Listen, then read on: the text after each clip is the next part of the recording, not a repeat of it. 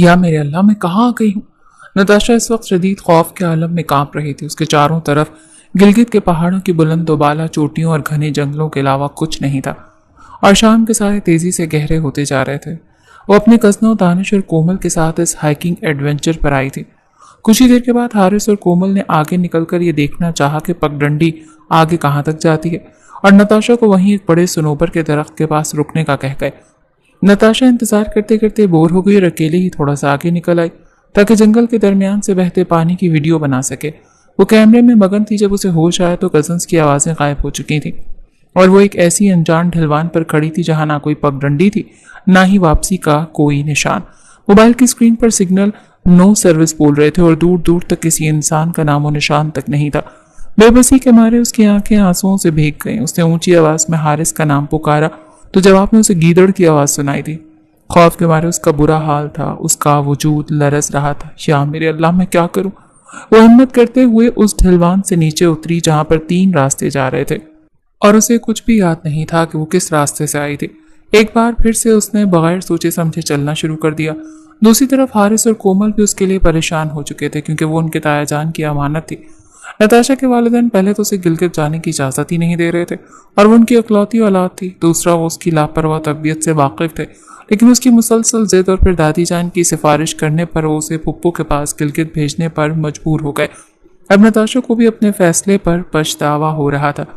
اچانک یہ اسے محسوس ہوا کہ جیسے کوئی اس کے پیچھے آ کر کھڑا ہوا ہو۔ نتاشا نے بغیر سوچے سمجھے ہاتھ میں پکڑی ہوئی پانی کی لوہے کی بوتل ہوا میں لہرائی، اور اگلے ہی لمحے وہ بوتل زور سے زریز شاہ کے سر پر جا کر لگی۔ وہ درد سے بلبلاتا زمین پر بیٹھ گیا، جبکہ دوسری طرف نتاشا نے خوف کے مارے ایک بار پھر سے چیخنا چلانا شروع کر دیا تھا۔ زریز نے نظریں اٹھا کر اسے خون خوار انداز میں دیکھا تو فوراً سے سہم کر درخت کے ساتھ لگ کر کھڑی ہو گئی اور اپنی بوتل ہوا میں لہراتے اسے دھمکی دیتے ہوئے بولی، دیکھو مجھ سے دور رہو، خبردار جو تم نے میرے پاس آنے کی کوشش کی۔ وہ بہت زیادہ ڈری ہوئی تھی۔ زریز اسے دیکھ کر ایک پل کے لیے ٹھٹکا، لیکن اگلے ہی پل وہ اس کے بازو کو غصے سے اپنے ہاتھوں میں دبوچ چکا تھا۔ نتاشا توازن برقرار نہ رکھ سکی اور زریز سے اس کے سینے کے ساتھ جا کر لگی۔ تمہاری ہمت بھی کیسے ہوئی مجھ پر ہاتھ اٹھانے کی؟ زریز کا بس نہیں چل رہا تھا کہ وہ اس چھوٹی سی لڑکی کو زندہ زمین میں دفن کر دے، جس کی وجہ سے نہ صرف اس کا شکار بھاگ گیا تھا بلکہ اب اس کا دماغ بھی درد کے مارے پھٹ رہا تھا۔ جبکہ دوسری طرف نتاشا نے معصومیت کی تمام حدیں کراس کرتے ہوئے آنکھیں ٹمٹماتے ہوئے کہا، آپ جھوٹ کیوں بول رہے ہیں؟ میں نے آپ کے اوپر ہاتھ کب اٹھایا؟ میں نے تو بوتل اٹھائی۔ یہ کہہ کر اس نے دوبارہ سے اپنی ٹانگوں کو حرکت دینا چاہی تاکہ زریز کی نازک جگہ پر وار کر کے خود کو اس کے چنگل سے چھڑوا سکے، لیکن اس زریز نے اس کے گھٹنوں کو پکڑ کر اس کو مکمل طور پر لاک کر لیا تھا۔ نتاشا کی آنکھوں میں خوف پھیلتا ہوا دیکھ کر وہ عجیب سے انداز میں مسکرایا اور اپنا سر جھٹکتے ہوئے نفرت بھرے لہجے میں بولا، تمہاری خوش قسمتی یہ ہے کہ مجھے تم جیسی فضول اور بیوقوف لڑکیوں میں ذرا سی بھی دلچسپی نہیں۔ یہ کہہ کر اس نے نتاشا کو زور سے پیچھے کی طرف دھکیلا اور ایک بار پھر سے آگے کی طرف بڑھنے لگا، جبکہ اسے یوں جاتا وہ دیکھ نتاشا کا دل زور سے دھڑک رہا تھا۔ اس ویران جگہ پر اتنی دیر کے بعد اسے کوئی اپنے جیسا انسان ملا تھا اور وہی اسے چھوڑ کر جا رہا تھا۔ یہ احساس ہوتے ہی نتاشا بھی اس کے پیچھے ہی لپکی تھی۔ دیکھیں مسٹر، میں جانتی ہوں کہ آپ بہت ہی اچھے انسان ہیں، کیا آپ میری اس جنگل سے نکلنے میں مدد کر سکتے ہیں؟ یہ سن کر زریز پلٹا اور ابرو اچکاتے اسے تیکھی نظروں سے دیکھتے ہوئے بولا، میں بدتمیز لڑکیوں کی مدد نہیں کرتا۔ جہاں تک اس جنگل سے نکلنے کا سوال ہے تو اگلے 2 دنوں تک میں یہیں پہ ہی کیمپنگ کروں گا۔ یہ سن کر نتاشا کے ہوش و حواس اڑ گئے۔ وہ ایک بار پھر سے اس کے پیچھے بھاگی اور غیر ارادی طور پر اس کا بازو دبوچتے ہوئے بولی، دیکھیں مسٹر، مجھے تو آپ کی مدد کی اشد ضرورت ہے۔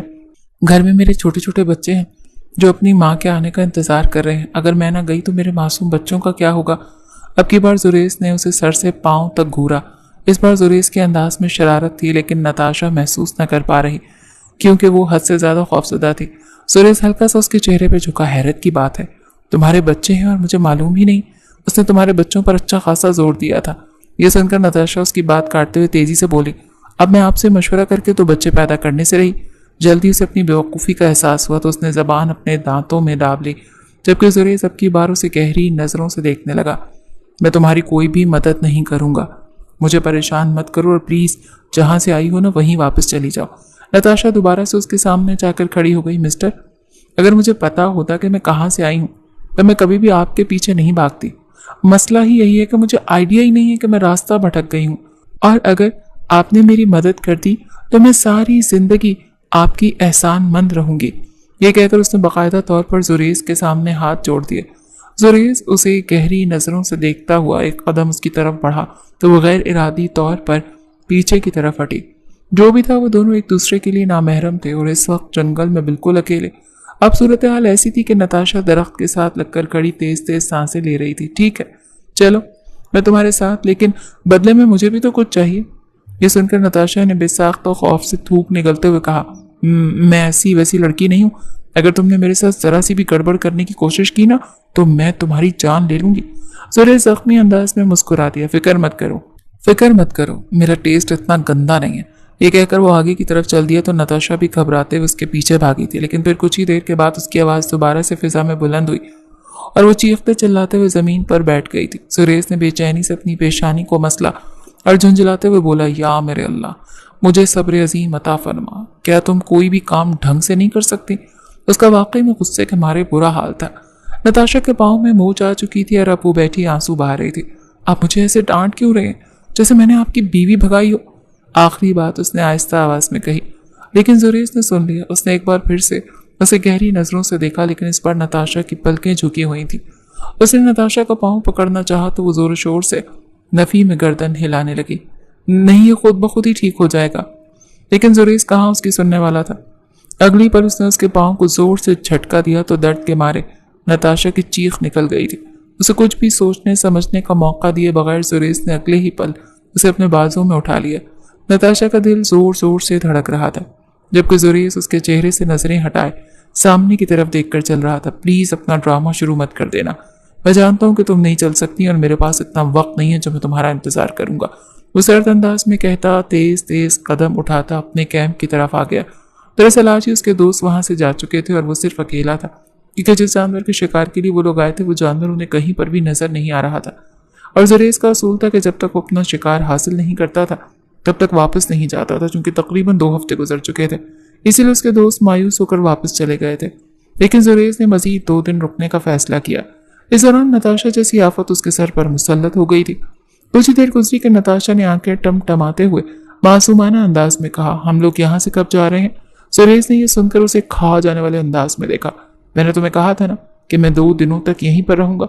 यह सुनकर नताशा ने एक जोरदार चीख मारी। प्लीज ऐसा मत करें, थोड़ा सा तो मेरे बारे में भी सोचें। मैं लड़की जात हूँ, अगर 2 दिन के लिए घर से बाहर रही तो घर वाले कोई नया तमाशा खड़ा कर देंगे। मिस लड़की जात, ये सब कुछ तो आपको घर से निकलने से पहले सोचना चाहिए था ना। नताशा एक झटके से अपनी जगह पर उठ खड़ी हुई, लेकिन पाँव में उठने वाली तकलीफ की वजह से वो दोबारा से गिरने वाले अंदाज में बैठ गई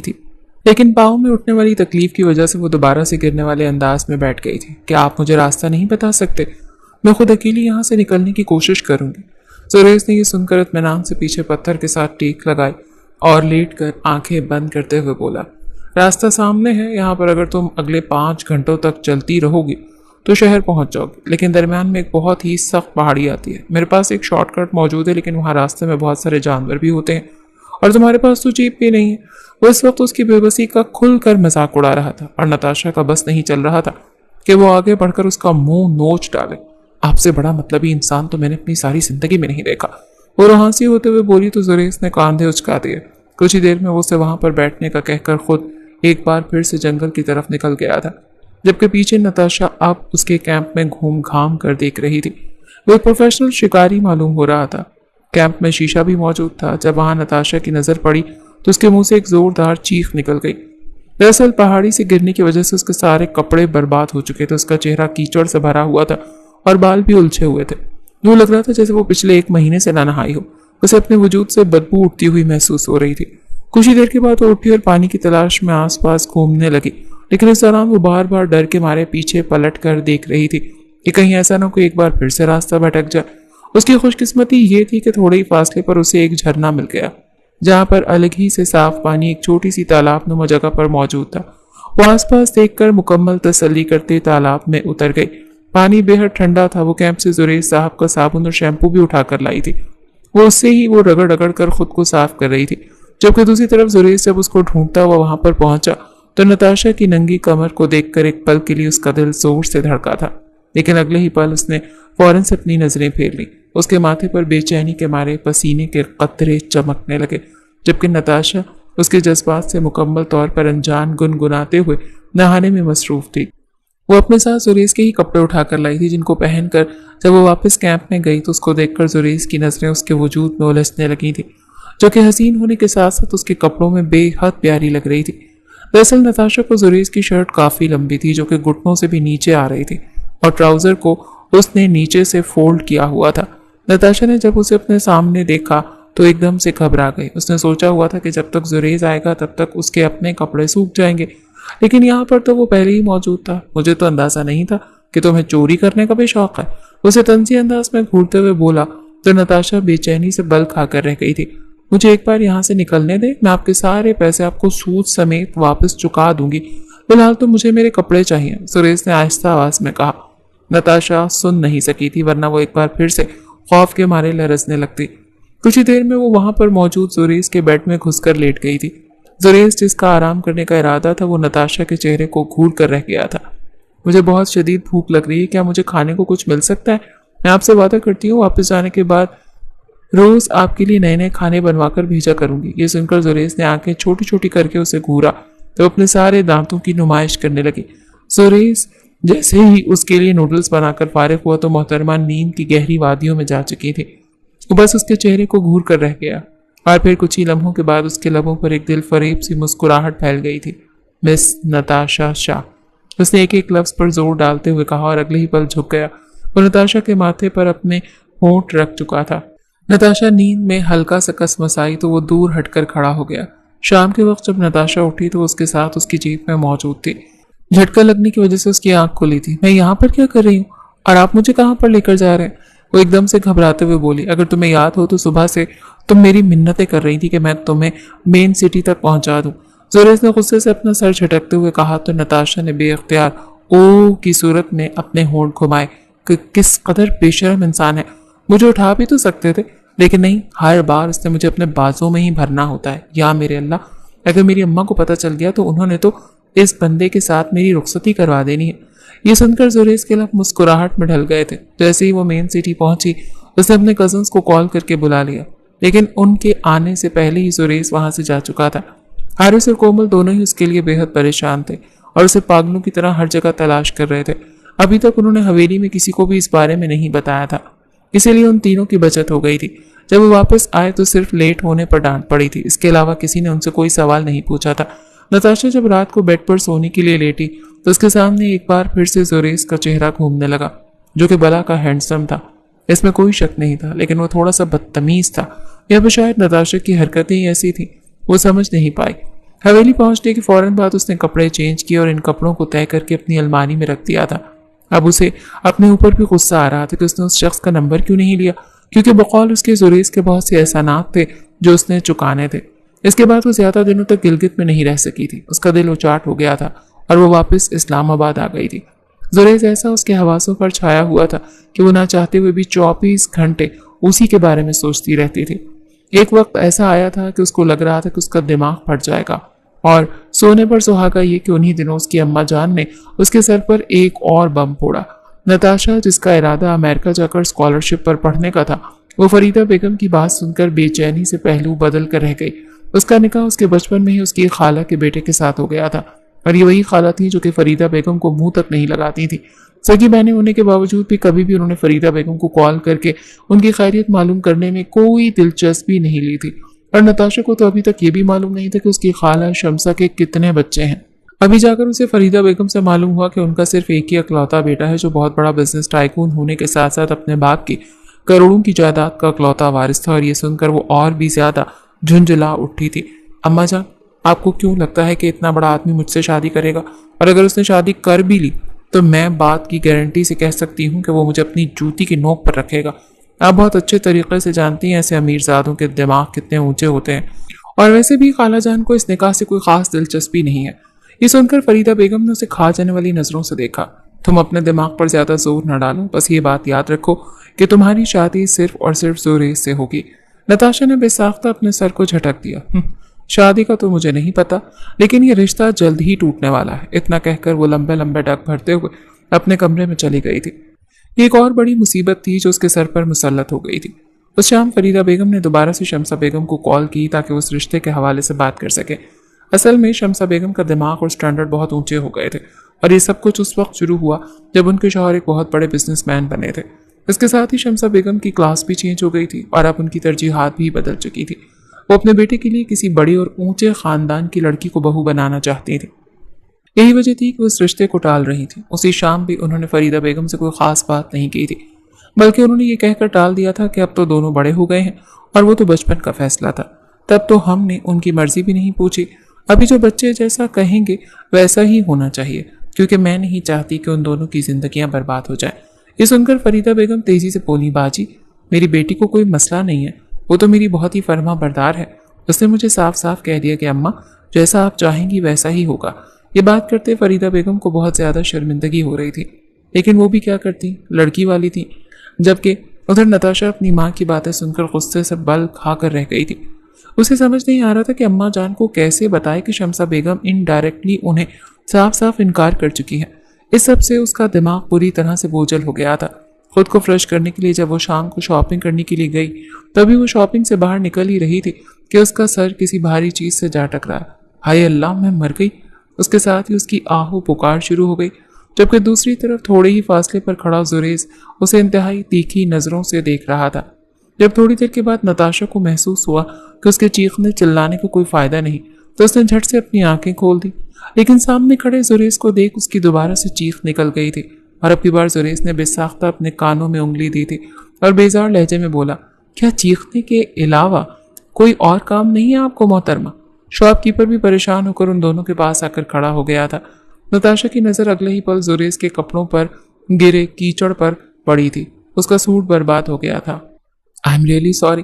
اس نے ٹشو لے کر اس کے سوٹ کو صاف کرنا چاہا تو باقی کا کیچڑ بھی الٹا ہو کر زریز کے کپڑوں پر گر گیا، اور اب کی بار زریز نے بے اختیار اپنی آنکھیں موند دی، جیسے وہ اپنے اندر اٹھتے ہوئے لاوے پر قابو پانے کی کوشش کر رہا ہو۔ نتاشا کو سمجھ نہیں آ رہا تھا کہ وہ کیا کرے۔ شرمندگی کے مارے اس کا برا حال ہو گیا تھا۔ میں ایسا کرنا نہیں چاہتی تھی، لیکن سب کچھ اچانک ہو گیا۔ آئی ایم ریئلی سوری، اور تھینک یو سو مچ جو آپ نے اس دن۔ وہ نان اسٹاپ شروع ہو چکی تھی۔ زریز نے آگے بڑھ کر اسے خاموش ہونے کا اشارہ کیا اور بے اختیار ایک قدم اس کے نزدیک ہوا۔ نتاشا پیچھے کی طرف کھسکنے لگی تھی کہ اس کا پاؤں پھسلا، تب بھی زریز نے ہاتھ بڑھا کر اس کی کمر کو تھام لیا۔ ان دونوں کے درمیان فاصلہ مٹ چکا تھا۔ نتاشا کی دھڑکنیں اس کے سینے کے ساتھ ایک سیکنڈ کے لیے ٹچ ہوئی تھیں، اور اس کے ساتھ ہی دونوں کے جسم گرم ہو چکے تھے۔ زریز نے پہلی بار دلچسپی سے اس کے دہکتے ہوئے گالوں کو دیکھا تھا، پھر اس نے آہستہ سے نتاشا کو خود سے الگ کیا۔ اسے اندازہ ہو چکا تھا کہ یہ لڑکی بہت اناڑی ہے۔ آپ کو یہ یاد ہونا چاہیے کہ آپ نے مجھ سے وعدہ کیا تھا کہ واپس جانے کے بعد آپ روز مجھے مزے مزے کے کھانے بنا کر بھیجا کریں گی۔ میں ویسے بھی باہر کا کھانا کھا کر تنگ آ چکا ہوں۔ یہ سن کر نتاشا جھٹ سے بولی، اس میں تو کوئی مسئلہ ہی نہیں، لیکن مجھے تو آپ کا ایڈریس ہی معلوم نہیں۔ آپ مجھے اپنا ایڈریس سینڈ کریں، میں آپ کو روز بریانی بنا کر بھیجا کروں گی۔ جذبات میں آ کر وہ کچھ زیادہ ہی بول گئی۔ زریز کے لبوں پر ایک دلکش سی مسکراہٹ پھیلی۔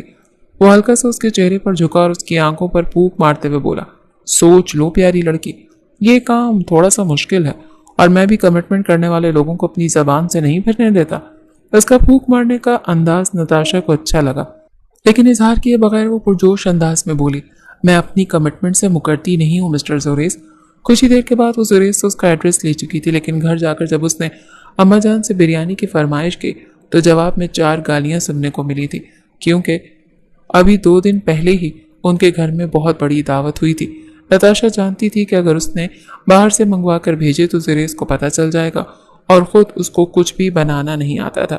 اس نے ایک بار پھر کوشش کی، لیکن سب کچھ برباد ہو گیا تھا۔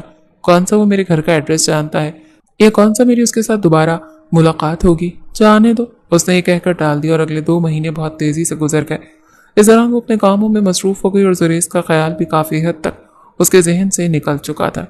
جیسے اس کی گریجویشن مکمل ہوئی، اس کی اماں جان نے دوبارہ سے شادی کا قصہ چھیڑ دیا، اور اس سب سے جان چھڑوانے کے لیے اس نے جاب کرنے کا فیصلہ کیا۔ یہاں پر بھی اس کے ابا جان بیچ میں ٹانگ اڑا چکے تھے۔ ان کا صاف کہنا تھا کہ اگر تم جاب کرو گی تو اپنے دادا جان کی کمپنی میں کرو گی، ورنہ جاب کی ضرورت نہیں ہے۔ اور نتاشا کو پتا تھا کہ وہاں پر جاب کرنے کا مطلب اپنے ہی پاؤں پر کلہاڑی مارنا ہے۔ اس کے دادا کچھ زیادہ ہی سخت طبیعت کے مالک تھے، اور دوسرا نتاشا کی شخصیت بھی غیر سنجیدہ تھی۔ وہ ایک جگہ پر ٹک کر بیٹھ نہیں سکتی تھی۔ हर बार ही उसे कोई ना कोई गड़बड़ हो जाती थी। उसके बाबा ने उसे सिर्फ 1 हफ्ते का वक्त दिया था कि अगर तुम 1 हफ्ते में जॉब ढूंढने में कामयाब हो गई तो ठीक, वरना दादा जान की कंपनी तुम दिलो जान से कबूल करने के लिए तैयार रहो। हफ्ते का आखिरी दिन था और ये नताशा का आखिरी इंटरव्यू। पहले उसने जिस कंपनी में भी जाकर अप्लाई किया, उनके इंटरव्यू अल्लाह माफ़ करे ऐसे मुश्किल हो गए थे कि नताशा के कानों से धुआं निकलने लगा था। यूनिवर्सिटी में वो औसत से भी नीचे वाली स्टूडेंट थे। हर बार डीन को पैसे देकर नंबर लगवाती थी या फिर प्रोफेसर के साथ पैसों की डील वगैरह कर लेती थी। लेकिन अब जब कॉन्सेप्ट सुनाने की बारी आ रही थी तो इंटरव्यू लेने वालों के सवाल भी उसे अपने सर के ऊपर से गुजरते हुए महसूस हो रहे थे। दिल में आलतू जलालतू का विर्द करती हुई वो ऑफिस में दाखिल हुई तो सामने एक बार फिर से जुरेस ने उसका इस्तकबाल किया। या मेरे अल्लाह, ये जॉब तो मेरे हाथों में आने से पहले ही निकल गई। उसने बेख्तियार खौफ के मारे अपनी आंखें मींच ली, जबकि जुरेस उसको देखकर मुस्कुराते हुए सीट के साथ टेक लगाकर बैठ गया। मिस नताशा शाह, उसने एक एक लफ्ज चबाते हुए कहा तो नताशा ने बेख्तियार खौफ से थूक निकला और अपने हाथों को मसलती उसके सामने कुर्सी खींच कर बैठ गई। क्या मैंने आपको बैठने के लिए कहा? उसका अंदाज बेहद लापरवाह था। नताशा को तो एक पल के लिए अपने कानों पर और आंखों पर यकीन ही नहीं आया। फिर उसने फौरन से नफी में गर्दन हिला दी। तो फिर उठे, जब तक मैं इजाजत नहीं दूं तब तक आप नहीं बैठ सकते। नताशा लबों को काटते हुए उठ खड़ी हुई। काफी देर यूं ही गुजर गई। इस दौरान सुरेश उसकी फाइल ओपन करके चेक कर रहा था। CGPA तो आपका बहुत अच्छा है, क्या आपको काम का कोई एक्सपीरियंस है? वो खास प्रोफेशनल अंदाज में बोला था जो नताशा की बोलती बंद कर गया। जवाब में नताशा ने नफी में गर्दन हिला दी। मुझे तो अपनी सेक्रेटरी के लिए एक प्रोफेशनल और एक्सपीरियंस लड़की की ज़रूरत है, आप यहाँ से जा सकते हैं।